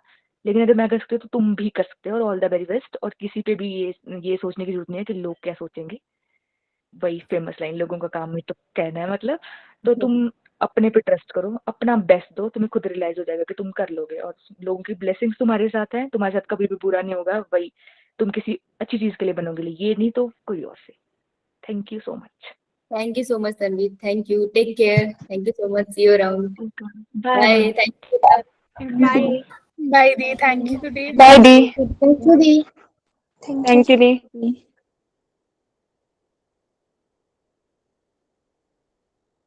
ओके, ऑलराइट, सो कैसा रहा आपका इंटरेक्शन? मैम बहुत अच्छा, बहुत अच्छा। देखो तुम्हारे वहीं से ही है ये भी, और इसने भी तुम्हारी तरह ही किया है, और तुम्हारे वहीं के कॉलेज में है जहाँ पे तुम भी जाना चाहते हो, तो मैंने कहा ना तुम में से किसी की तो सीनियर होने वाली है, तो तुम इनसे नोट्स मांगने जाया करोगे। बोल। मैम थैंक यू, आपकी वजह से आप हमने इनसे बात की, गाइडेंस मिली हम इतनी सारी, thank you so much ma'am. ओहो, ठीक है बेटा, जोमेटो कर दियो। मैम ये हाँ, नहीं, क्या बोल रही थी नेहा? कुड़कुड़ कर रही है? ये नेहा और पायल, भाई पायल रुक जा, नेहा बोल ले बेटा। हमारे स्कूल के सीनियर थे दीदी, हमारे तुम्हारे स्कूल में स्कूल के पढ़े हैं सीनियर थे? मैम। देख तो एजीएम से चली जा, फिर तो तेरे कॉलेज सीनियर भी हो जाएंगे। तो प्रथा चल रही है, परंपरा, तो तुम्हारे स्कूल से हर साल बच्चे जाते हैं। हाँ पायल बोलो बेटा। मैम ये दीदी कहाँ से थे? ये अपने घर से थे। हाँ, मतलब इनके घर का है। ये इतनी लंबी कॉन्वर्जेशन में तुम मुझसे क्यों पूछ रहे हो, उससे क्यों नहीं पूछा? आपको पता होगा, आप ही बता दो। यार मेरे को जगह का नाम भूल जाते हैं, हिमाचल में बहुत सारी जगह, हिमाचल से ही है, हिमाचली। डिस्ट्रिक्ट ये बताएगी नेहा, ए तेरी सीनियर है, बता बेटा। बिलासपुर। बिलासपुर मैंने से। कुछ बोला बिलासपुर। तुझे कैसे पता? मैम मैंने गैस कर दिया। मैंने बिलासपुर ही बोला क्योंकि अरे मैंने अरे ऐसे बात करती अरे अरे, परम परम पराक्रमी, एकदम दिव्य दृष्टि वाले बच्चे हैं तुम, तो यहाँ बैठे बैठे आंखें बंद करके पेपर गैस कर लो। तुम्हें यार टेंशन है। चलो, लेकिन एवरीथिंग कीपिंग अपार्ट, एक चीज हमको क्लियर हो गया, आई थिंक अब तुमको ज्यादा तसल्ली हो गई। अगर तुम मेरे पे, ये कहाँ है हरीश, ये जो जिसको मेरे पे डाउट रहता है चीजों को लेकर, हाँ हाँ यही है ना। तो ये तो तुमको क्लियर हो गया होगा कि पेपर तो आता है एनसीईआरटी से ही है, तो तब मैं तुमको एनसीईआरटी अंडरलाइन कराती हूँ, तुम मेरे को बावली समझते हो ना। देखो पेपर आता है एनसीईआरटी से। और इसमें हम जब असर्शन रीजन लिख देते हैं, क्वेश्चन लिख देते हैं, तो क्वेश्चन वहीं से बनते हैं, घूम फिर के वहीं से बनते हैं, सिर्फ टैलेंट चाहिए होता है उसमें से क्वेश्चन ड्राइव करने के लिए, ठीक है। तो पेपर एनसीईआरटी से आते हैं, केमिस्ट्री भी एनसीईआरटी से ही आती है। फिजिक्स में क्योंकि न्यूमेरिकल है तो आएंगे वही मॉडिफाई होगी, तो अगर तुमने तरीका सीख लिया तो वैसे ही क्वेश्चन आएगा। दूसरी चीज जो सब करते हैं कि मेरी फिजिक्स थोड़ी कमजोर है तो मैं पहले वो कर लूं। अबे तेरी फिजिक्स कमजोर है, 10 दिन में कौन सी थी हो जाएगी। तो जो चीज स्ट्रांग है पहले उसको कर, फिर जो मीडियम है उसको कर, फिर जो वीक है उसको इतना रखो कि 0 ना आ जाए, क्योंकि अगर फिजिक्स में 0 है तो डेफिनेटली परसेंटेज तो नहीं बन पाएगी ना, तुमको थोड़े मार्क्स रखने चाहिए, तो इसको रखो। तीसरी मेन चीज जो हमें समझ आई थी कि रिवीजन करनी है। बायो में मत करना, वो बोल रही थी एक्सपेरिमेंट कर लो, लेकिन मैं नहीं सजेस्ट करूंगी बायो में। अब तुम नए टॉपिक करो, जो तुमने पढ़ा है उतना रिवाइज कर लो, बिकॉज वो इतना सारा है तुम्हारे पास है, गिन के 10-11 दिन, तो इतना सारा कहाँ से इतना करोगे, और जितना है उसको रिवाइज करते रहो, ठीक है। फोर्थ थिंग कि हम जब फुल सिलेबस लगा रहे हैं तो हमारे मार्क्स गिर रहे हैं, क्यों? एक तो डर है, दूसरा तुमको आदत थोड़ी है 3 घंटे 20 मिनट बैठ। कौन था जिसने बोला 3 घंटे का पेपर होता है? 3 घंटे 20 मिनट का पेपर हो गया, कौन है ये? मैम 20 मिनट बस? कीत की मैंने तेरे ना मैम 20 मिनट तो सोचते सोचते चल जाते हैं। यार तू जा यार, तू घर बैठ, जा यहाँ से, घर पे तो exit कर मीटिंग। बेटा 3 घंटे 20 मिनट का पेपर होता है, बायो के लिए स्पेशली 20 मिनट एक्स्ट्रा दिए जाते हैं क्योंकि पेपर लेंथी आता है। तो तुम्हारा एफएसटी में इसलिए मार्क्स गिर रहे हैं क्योंकि यार तुम भी तो समझो, तुम्हें भी तो डर लग रहा होगा, और तुम 3 घंटे लगातार बैठ के पेपर करो। फिजिक्स में मैग्नेटिज्म चल रहा है, सडनली पता नहीं कहाँ से ऑप्टिक्स आ गई, सडनली पता नहीं कहाँ से यूनिट कन्वर्जन आ गया, फिर पता नहीं कहाँ से वेक्टर सेल पड़े, दिमाग तो घूमेगा ना। वैसे ही तुम्हारे साथ हो रहा है, लेकिन तुम सिर्फ रिवाइज करते रहो। अरे तुझे एक बार कंफ्यूजन हुआ, दूसरा एफएसटी में कंफ्यूजन है, तीसरे में तुझे समझ आने लग जाएगा। Fifth is paper analysis. अब जो तुम पेपर लगा रहे हो उनको एनालाइज करा करो, जो क्वेश्चन गलत है उसको पूछा करो, उसको सॉल्व किया करो, राइट। एंड लास्ट इज अपने पीवाईक्यूज लगा के जाओ, ठीक है। अगर तुम्हारे पास किस चैप्टर के पीवाईक्यू नहीं है मांग लो, देखो शाम को मेरे को 6 बजे के बाद बोलोगे ना कोई भी बुक मेरे पास पूरी बुक पढ़ी, मैं भेज दूंगी। 6 बजे से पहले बोलोगे तो मैं खुद भी तो आवारागर्दी कर रही होती हूँ ना मेरे पास बुक थोड़ी होती है। अब तुम मेरे को 3 बजे बोलते हो मैडम ये क्या तरीका है? हाँ मैडम मेरे को क्वेश्चन भेज देना। क्या है? मैं क्या सप्लाई कर रही हूँ कुछ खाने को? मैडम बर्गर भेज देना। क्या भाई कैसे फोन करते हो तुम लोग मेरे को, और वीडियो कॉल क्यों करते हो भाई? क्या मैं तो तैयार होकर घूम रही होती हूँ, मैम आपको देखने का मन करता है इसलिए करते मतलब वीडियो कॉल। वीडियो कॉल, ये कौन सा तरीका है फोन करके बोला मैडम क्वेश्चन भेज दो? क्या भाई 6 बजे के बाद ऐसे फालतू के कॉल्स किया करो और मैसेज किया करो और पीवाईक्यू लगाओ, और तुम 13 दिन में से ज्यादा कुछ नहीं कर सकते। मैं भी तुम्हारी जगह होती, मैं खुद भी बायो की टीचर हूँ, अगर मैं भी अभी 13 दिन में बायो रिवाइज करने बैठूंगी, बेटा आई एम ऑल्सो ह्यूमन, ठीक है, चाहे तुम ना मानो लेकिन मैं भी नया टॉपिक नहीं पढ़ूंगी, मैं भी उसी को रिवाइज करूंगी, बिकॉज तुम समझो ना कितनी सारी लाइंस है, भूल ही जाएगी ना। अरे मनुष्य वो कुछ तो भूलोगे, तो उसी को बार बार रिवाइज करो, अंडरलाइन चीजों को, ठीक है, उसी से हो जाएगा, जितना होना होगा उससे हो जाएगा। और अगर नहीं हुआ तो तुम डिसाइड करो तुमको ड्रॉप लेना है, अगर ड्रॉप नहीं लेना तो कॉलेज लेना है, तुम ठंडे दिमाग से डिसाइड करो, तब तक पेपर देते रहना। अब ये मत कर देना यार नीट के चक्कर में सीयूटी वगैरह छोड़ देना, यार दे देना पेपर, जरूरी है थोड़ा। एक्चुअली क्या होता है ना, एक दरवाजा बंद हो तो दूसरा खुला दिखता है, तो हौसला रहता है कि यार हम कुछ तो है हमारे पास। फिर तुम डिसाइड करना तुमको ये लेना है या तुमको ड्रॉप करना है, राइट। अगर तुमको लगेगा, यार खुद को ना पता चल जाता है अंदर से कि मैं हूँ ड्रॉप वाला इंसान या मुझसे ना होगा, अगर लगता है तो गिव इट अ ट्राई। तुम सिर्फ सिलेक्शन के लिए ड्रॉप नहीं लेते, कभी कभार आप ये जानने के लिए लेते हो कि आप सेटिस्फाई होते हो या नहीं। तो मोमेंट आप सेटिस्फाई हो जाओ ना, फिर उस चीज से मूव ऑन कर दिया करो, क्योंकि हो सकता है कि आप में से किसी और ने कुछ और बनना है, हो सकता है तुम में से कोई यूपीएससी ऑफिसर निकलना है, तुम कहाँ नीट में धक्के खा रहे हो सकता है, पॉसिबिलिटी तो है।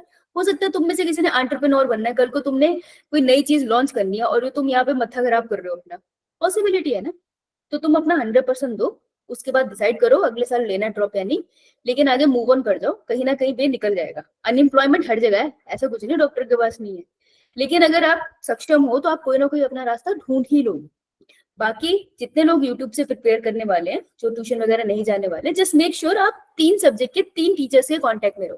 कोई बायोलॉजी का पकड़ लो टीचर, ये मेरे को लग रहा है मेरे को ही फोन करोगे, कोई फिजिक्स का पकड़ लो और कोई केमिस्ट्री का पकड़ लो। Yes ma'am. मेरा स्टूडेंट था 11th ग्रेड में, मैं उसको पढ़ाती थी, 12th होगी उसकी, अब उसने एक साथ ड्रॉप लिया, तो वो 2 साल से मेरे से क्वेश्चन पूछ रहा है, वो खुद से प्रिपेयर करता है, जहां डाउट होता है मुझसे पूछ लेता है, फ्री कोचिंग ले रहा है वो मुझसे ठीक है, तो इसमें बुराई भी क्या है, मेरे पास ज्ञान है तुम ले लो। लेकिन वो मुझे वीडियो कॉल नहीं करता है और मुझे कभी भी फोन करके ये नहीं बोलता हाँ साक्षी क्वेश्चन भेज दे ठीक है। तो हाँ।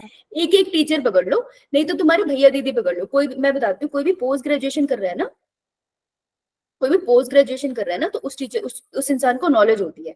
पीएचडी में थोड़ा इंसान ज्यादा एक तरफ चला जाता है, तो मैं प्रेफर करूंगी कोई भी तुम्हारा पोस्ट ग्रेजुएशन वाला भैया दीदी है ना, वो जैसे ही घर पे है उसको चाय वाय बना के पिलाया करो, बिस्किट बिस्किट खिलाया करो, ठीक है, ऐसे प्यार से रखा करो, इज्जत से, और कभी ऊंची आवाज में बात मत किया करो। समझ आ रही है हरीश?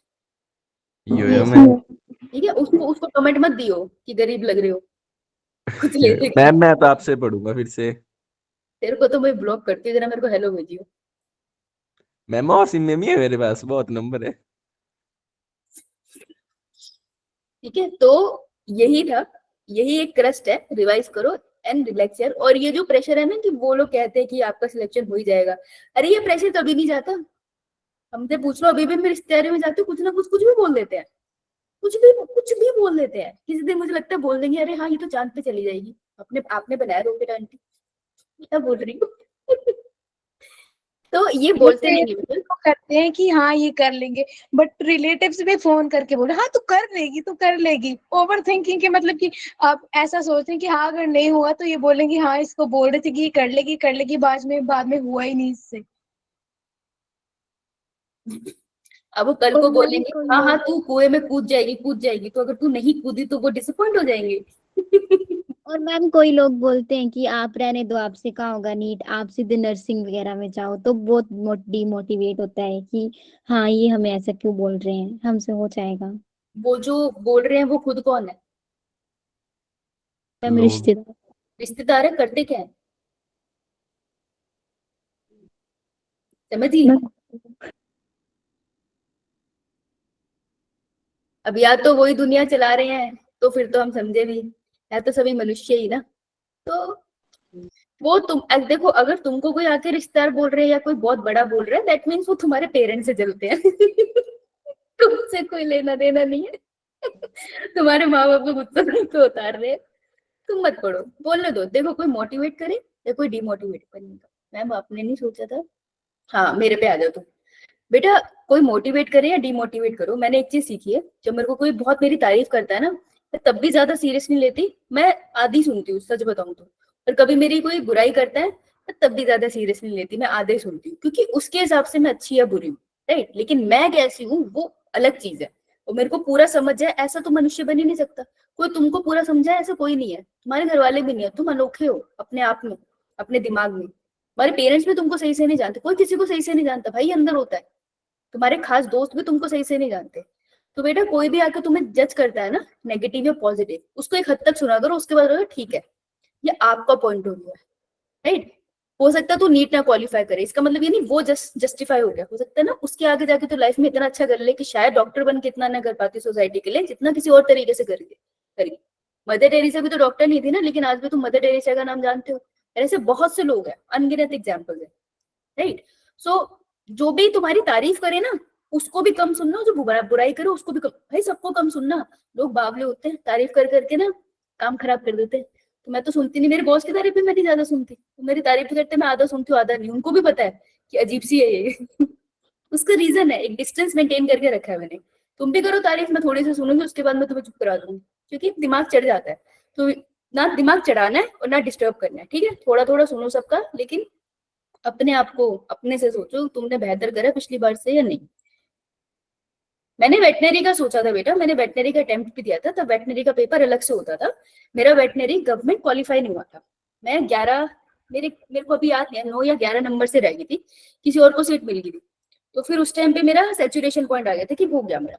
मैंने गवर्नमेंट की तैयारी करी थी बहुत शिद्दत से, लेकिन मेरा रह गया। तो फिर सरकारी प्राइवेट अफोर्डेबल नहीं है, सरकारी का मेरा रह गया था रैंक, तो फिर मैंने छोड़ दिया था कि बस इसके ये मेरा डन है, अब मैं कॉलेज जा रही हूँ। क्योंकि मेरे साथ वाले सारे कॉलेज में चले गए तो मेरे सीनियर हो गए, मतलब। तो वो थोड़ा वो मेरे लिए एक साल मेरा बहुत डिप्रेसिंग था, जो ग्रेजुएशन फर्स्ट ईयर था ना, तो मेरा फर्स्ट सेमेस्टर तो बहुत ही डिप्रेसिंग था, ठीक है। और सेकंड सेमेस्टर में थोड़ा थोड़ा ठीक होना स्टार्ट हुई थी। फिर उसके बाद मेरा एक स्कूल का फ्रेंड होता था, जो मेरे से बचपन से पढ़ा है, सेकंड ग्रेड से पढ़ा था। तो हम दोनों ही कॉलेज में थे, वो ऑब्वियसली मेरे से सीनियर हो गया था, वो दिल्ली में रहता था, मैं पंजाब में Chandigarh. Then I get to know that he has a cancer, तो उसको ब्लड कैंसर निकला था। तो जब उसका पता चला ना तो वो बहुत डिस्टर्ब हुआ, तो उसके साथ बहुत बातचीत होने लगी, क्योंकि सडनली हो गया ना। और फिर 1 साल तक उसकी जर्नी चली। तो जैसे उसकी जर्नी चली ना, उसकी जर्नी में मैं थोड़ा इन्वॉल्व हो गई। मेरा बहुत अच्छा दोस्त था, जैसे होते हैं ना कुछ दोस्त जो आपके भाई से हो जाते हैं बचपन से, तो बचपन से भाई टाइप का था वो मेरा। मेरे को कोई लड़का तंग करता था तो वो उसको पेल आता था, ऐसा टाइप का दोस्त था मेरा वो छोटा सा, लेकिन मेरे से बड़ा सा था, फर्स्ट बेंच पे बैठता था, बहुत मारती थी मैं उसको। तो फिर आफ्टर 1 ईयर ना ही पास्ड अवे, नहीं सर्वाइव कर पाया। Blood cancer is a difficult journey, but when like उससे जो बात होती थी ना, so I remember he used to say कि जैसे अभी मैं ठीक होऊंगा ना तो मैं रनिंग पे जाऊंगा। तो उसको ऐसा होता था कि मैंने कभी ध्यान नहीं दिया हेल्थ पे, लेकिन मैंने रनिंग पे जाऊंगा, ऐसी चीजों की क्रेविंग होती थी उसको। तो वो कितनी छोटी सी बात है ना, हम तो ऐसे वॉक पे चले जाते हैं, लेकिन उसके लिए बड़ी बात थी। अब उसको कैंसर तो वो जा नहीं सकता था कीमो लगा के रनिंग पे। So when he passed away I realise कि मेरी वर्थ ना एक पेपर से ज्यादा है।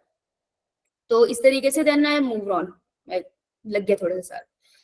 बट माई पॉइंट इज कि what you have to do is आप अपना बेस्ट दो, और देखो डिप्रेशन थोड़ा तो आएगा ही आएगा, झेल लेंगे, कर लेंगे, तुम बात करते रहना। You have people to talk, अपने पेरेंट्स से बात करो, दोस्तों से बात करो, हमसे बात करो। ऐसे तो मैं वेली हूँ, तो मेरे को यार फोन करके मत बोला करो हाँ पेपर भेजते और वीडियो कॉल यार मत करा करो। मैं अपने घर वालों का नहीं उठाती, तो मेरे को वीडियो कॉल कर देते हैं। 2 बजे कौन वीडियो कॉल करता है यार, हद हो गई। एक बच्चे ने मुझे 8:30 बजे वीडियो कॉल करा है, तुम इस चेहरे को सुबह 8:30 बजे देखना चाहते हो? मैं तो खुद अपना चेहरा नहीं देखती। तो इंसान बन के फोन कर लिया करो, एंड फिर हो जाता है पास। तो फिर उसके बाद जब वो फेज निकला ना, व्हेन ही पास्ड अवे, वो एक दिन में सब कुछ रैप अप हो गया। मुझे 1 साल की जर्नी थी, बचपन से जानती थी, और उसकी मेमोरी बहुत शार्प थी, उसको सारे किस्से याद है बचपन में, मेरे को याद नहीं है। तो जब वो हो गया ना,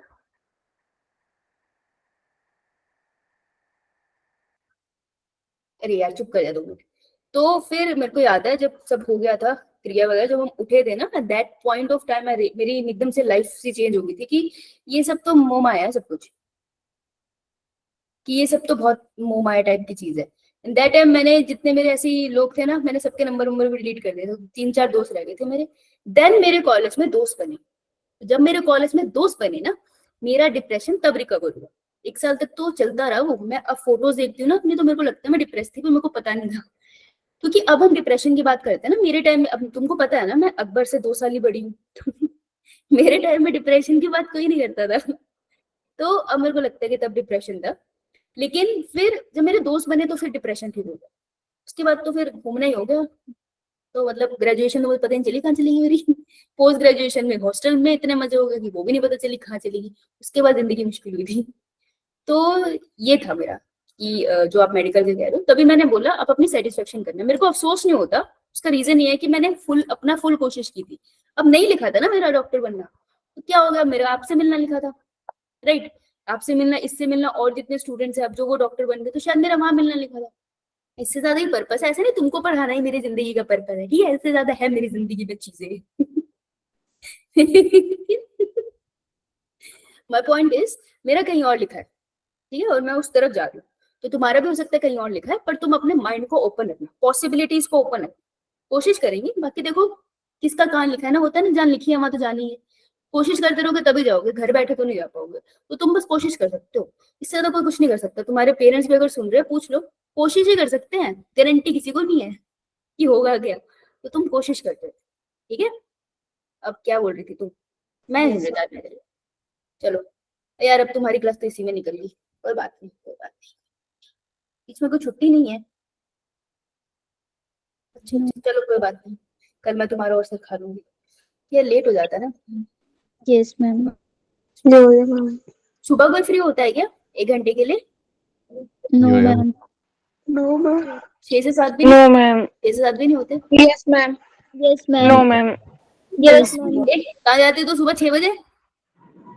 मैम 5 मैम एक्चुअली मैं अपनी सिस्टर के यहाँ आई हूँ, तो उसकी बेटी ना रात को सोती नहीं है, तो अरे अरे अरे यार, ये तो बहुत ही जेन्युइन, इसका तो बहुत जेन्युइन रीजन है। चलो कोई ना, let's see, I'll try to do something. NCERT ecology पढ़ी तुमने? यो मैम। यो मैम। 5:45 पे? अच्छा, मेरे को थोड़ा आते हुए यहाँ टाइम लग जाता है। चल मैं बेटा ट्राई करूंगी, अगर कल एक बार मैसेज चेक कर लेना, क्लास हो सकता है 5 बजे, मैं पहले इन्फॉर्म कर दूंगी, ठीक है? Yes ma'am. Yes ma'am. All the very best. यार और यूट्यूब पे रिकॉर्ड हो गया, मेरी बात है। तो यार मैं हर बार रिकॉर्डिंग बंद करके सुनाती हूँ, मेरी कहानी रिकॉर्ड। चलो दफा हो जाओ, bye. Bye ma'am. Bye ma'am. मेरे को बोला था ना क्वेश्चन भेज दे, भेज रही हूँ।